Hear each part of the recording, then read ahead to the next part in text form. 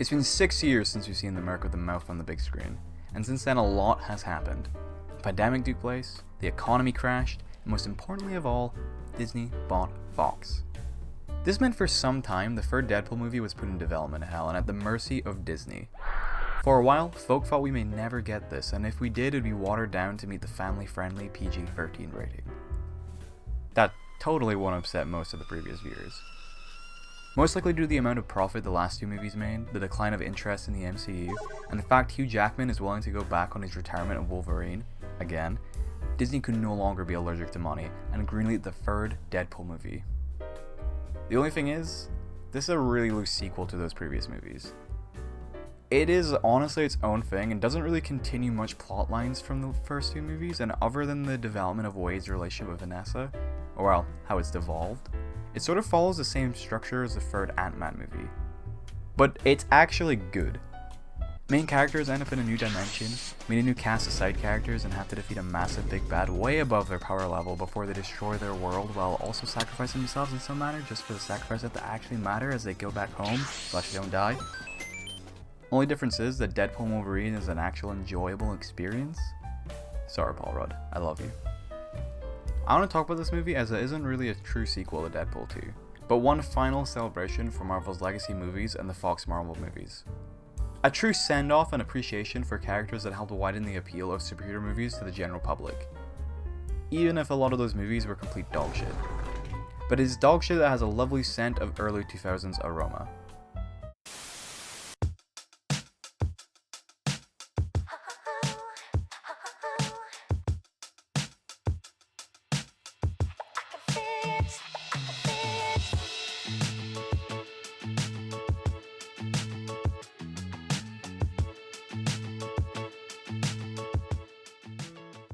To start off with, let's talk about that intro. The idea of Deadpool going to Wolverine's grave from the end of Logan and digging up his corpse has been predicted and joked about since Logan first came out. If the movie never addressed Logan, it would have been weird, and how it goes about it doesn't take away from that movie or the character's ending at all. That Wolverine is dead. Gone. Not bringing him back at all. His story has concluded, but Deadpool using his adamantium skeleton as a weapon to slaughter a bunch of TV agents? Funny as. It is very in character for Deadpool, and enough time has passed since Logan came out where it doesn't feel too soon or disrespectful.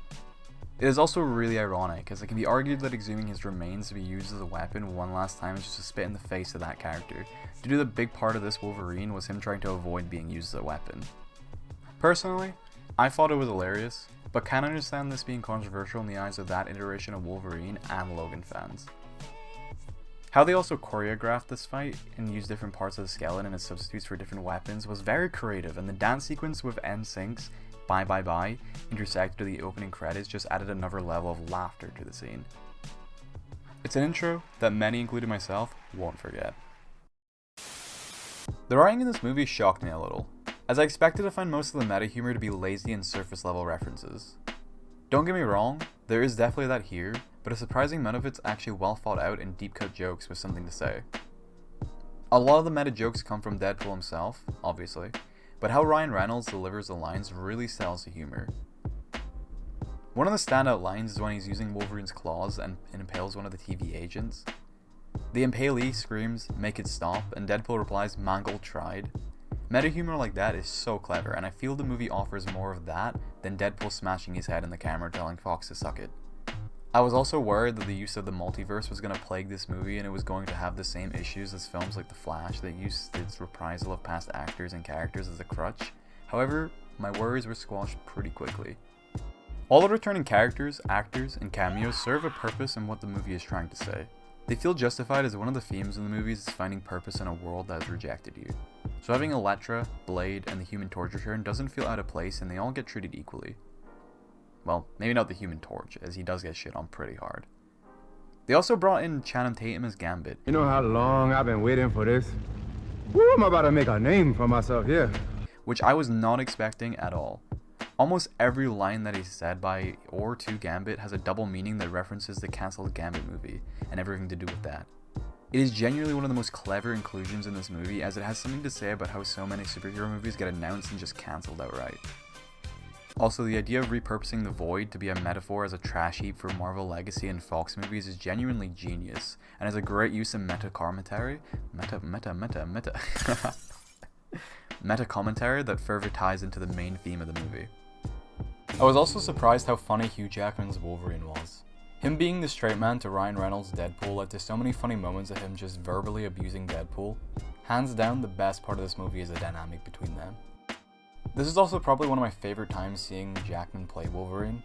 It's the second time you got to see Wolverine in an R-rated movie, and it's what we need for the character, as it allows his action scenes and writing to be more in line with how he should be portrayed. The best example of this is the car scene where he just goes off on Deadpool for lying to him about saving his world. The raw rage and emotion being said of every single word just hits you so hard, and it's the first time someone finally got to shut up Deadpool in the movie. Then the fight scene between the two takes place and it's bloody, funny, and shot like they were having car sex. Brilliant. The main villain, Cassandra Nova, was a weird choice, but she was fun in how they utilized her powers visually with her hands and thingies going through folks' skulls. It was quite unsettling, but oddly satisfying. Maybe I'm just a freak like that. The moment she and Wolverine shared when the duo chose to spare her life was quite touching, and would have been a good way to end her story and give her a mini redemption. But I will get back to that later. Paradox now I love. He was just so over the top and also seemed to have some knowledge of the fourth wall of how he played off of Deadpool's references to the MCU, but maybe that was just coincidental. He can also be compared to a Disney executive with how much sloppy toppy he has given the MCU during the movie and his need to protect the sacred timeline. They also just weren't afraid to take pot shots at Disney and criticize the MCU. However, the criticisms they do give, such as long run times, third act flashbacks, the use of cameos, and the multiverse, they indulge in themselves. Now, that is pretty hypocritical, but it can be justified as the film can be seen as a parody of the superhero genre, and the aforementioned criticisms the movie gives works well within the film. But it is understandable being annoyed by the hypocrisy. Now, when it comes to action scenes in the MCU, in recent times have been pretty mid, and I was glad to see that the quality of action scenes from the previous Deadpool movies have carried over to this one. The intro of Bye Bye Bye, Deadpool and Wolverine's first fight, the car fight, and the one that takes place of Deadpool and Wolverine cutting through all the DP variants all were so well choreographed and easy to follow. The raid on Cassandra's fortress is the only one that didn't really hold up. It had cool moments for each of the characters individually, like Gambit absolutely going ham with his cards, but it didn't have the same polish and just felt like a collage of clips stitched together. As you'd see a character in the background doing one thing and then a completely different thing in the next shot. It didn't have the cohesion needed in a big team fight like a lot of other superhero movies have. Then, we have the costumes. Genuinely have little to say about this, as they're just perfect. Deadpool's suit was a hit since the first movie, and it's good to see they have improved by making it a little bit more saturated. And finally, after 24 years, we get to see Hugh Jackman done a rendition of the yellow and blue Wolverine suit. Now, the sleeves are weird at first, but they don't last long and get replaced by some CGI arms relatively fast. The in-universe reason why he always wore the suit was a good touch and added a nice little story beat to the movie. Also, that cowl. Damn, I'm so glad they didn't spoil it in the trailers. Oh. Something that I loved about the suits is how they start off relatively clean as well, and then by the end of the movie they just are damaged, bloody, and dirty. Cool little details like that made them feel so much more real. Also, the fact that they wear actual masks and not some nanotech BS is so welcome. More masks, please, Marvel. It was also refreshing for this movie not to be sequel bait. It felt pretty conclusive and with a beginning, middle, and end. For a Marvel film, that is really refreshing, especially the post-credit scene continuing the gag of Deadpool movies only being there for a non-plot related joke. Oh, whiskey dick of the claws. It's quite common in Wolverines over 40. You don't want this. Unless you want to take a deep breath through your fucking forehead, I suggest you reconsider. Headshot. Now, I actually don't have that much to say in this section, because I personally didn't dislike that much of the movie, and the second time I saw it was almost as good as the first. I would say the biggest hurdle with this movie for the average viewer is to understand a majority of the context of a handful of jokes and appreciate the movie to its fullest, is you have to have prior knowledge of a ton of Marvel Legacy movies. For myself and other Marvel nerds, this wasn't an issue, as some of us have been watching Marvel movies since we've been in the womb. But for your everyday Joe Schmo that hasn't seen the X-Men, Fantastic Four, Blade, and many other Marvel Legacy movies, a good chunk of the meta commentary and humor is gonna go unnoticed. But on the other hand, it makes the movie that much more enjoyable when you go in knowing a lot of the context behind jokes, cameos, and story beats. It's a positive and a negative for the movie, but as its own thing / continuation of the previous Deadpool movies, it is a net negative. Although I am in the opinion that this isn't a true sequel to Deadpool 2, it is unfortunate how the cast from the previous Deadpool movies were completely underutilized. They were a fun bunch of characters that bounced well off of Deadpool, and I was looking forward to see them again, but was disappointed at how little they were in the movie. This is another criticism that can be waved away with that they needed to exclude so Deadpool can spend as much time with Wolverine and meet a new cast of characters, which I can understand as this isn't a true sequel to Deadpool, but those characters like Colossus and Negasonic Teenage Warhead should have shown up in the final battle at least. We could have even had a fastball special thrown in there. It was a missed opportunity not having Wolverine interact with Deadpool's supporting cast.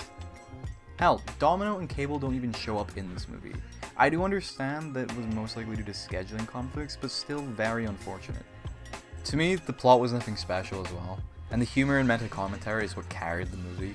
It was another superhero movie that resolved around the world / multiverse ending, and we've seen so many of them recently that it would have been nice to have something smaller in scale. Also, our main two leads' arcs were pretty bog standard, and I would go to argue Deadpool's is actually quite repetitive. Wolverine's was him redeeming himself for not being there when the X-Men needed him, causing them to be murdered, and then tarnishing their name by avenging them. It's fine, but we were only told what he did and not actually shown it.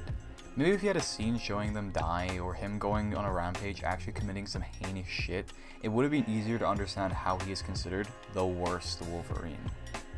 What would have been better if they just made it where Wolverine was the one to kill the X-Men while under hypnosis, like the Old Man Logan comic, as it would have been much more tragic. When it comes to Deadpool, his arc is not to act as a superhero for self-gain. But he already proved in the second Deadpool movie he is above putting himself first and foremost. The man was willing to die to save Fire Fist from becoming a villain. Just feels like a pointless direction for the character, and I feel as if there was room to explore something more interesting, rather than retreading past ground. Earlier I mentioned I was going to talk about Cassandra Nova again, and here it is. Why bother giving her a mini redemption and completely undercut that moment and with her and Wolverine just to make her the final boss? It was genuinely touching when Wolverine told her that if Charles Xavier knew of her existence, he would have fought tooth and nail to save her, and that should have been it for her, but no! They had to stomp all over that just to bring her in the final part of the movie, which only reducts from any development made on her character. It makes her motivation somewhat confusing. This is only a nitpick, but damn did the CGI in some places look pretty wonky. Like, Headpool just did not look good at all, and you can tell at some points that the sleeveless arms and Hugh Jackman were added in on post, especially if you see like still frames of the movie and like the seam lines. They still look pretty good though, like in motion for the most part. And on a final note, it wouldn't be an X-Men movie if it didn't break the timeline in some way. Now I know these movies have had no care of the timeline consistencies, but it serves as a massive plot hole in the main plot of this movie in particular. Bear with me.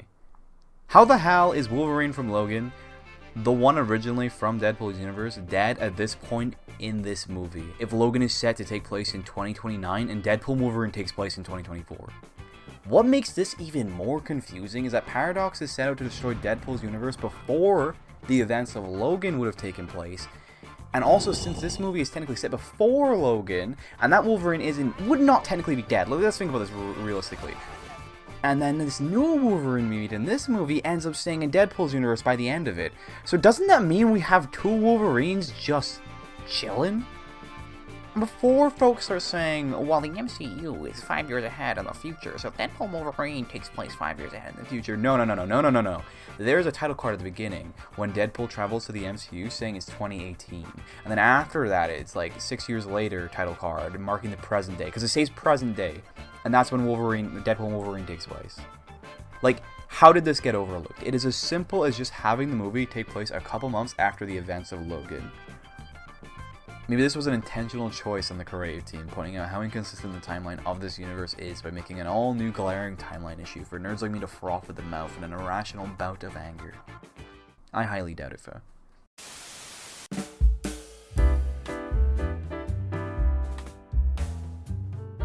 Well, that is all I really have to say about Deadpool and Wolverine. It was a fun and outgoing superhero movie that we desperately needed to break up the mediocrity of PG-13 cape flicks. Has it saved the MCU? Probably not.